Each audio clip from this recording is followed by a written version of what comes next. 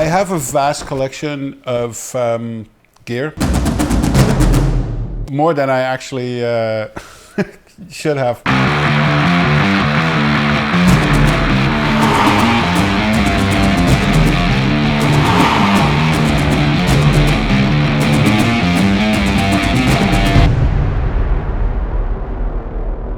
When you do music on your own, you technically do it on your own. And you know, there's no director, there's no film studio, there's no producers that have a lot of things to say. And when I say producers, I mean producers in the film sense, not in the music sense.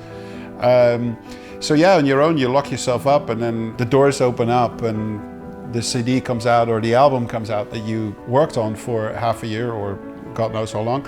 And with the film, you know, you're talking with an experience of a picture that plays back on screen from left to right, 2 hours long usually, or 2.5. And you're dealing with a director that has a very unique vision, what he wants that picture to be. So in a musical sense, you have to follow those instructions or the emotion that the director wants to get from the music while the picture's playing. When I was an electronic dance artist myself, I always felt a little limited.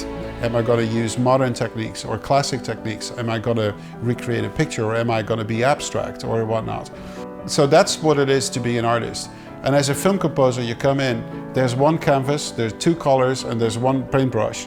That really then leads to a creative explosion in my head. So if I'm limited to a certain form, I feel I'm more creative. I'm a big sound guy and a big sound designer guy, so I love to create sounds that are unique for the film in sound design programs or with my synths or modular synths.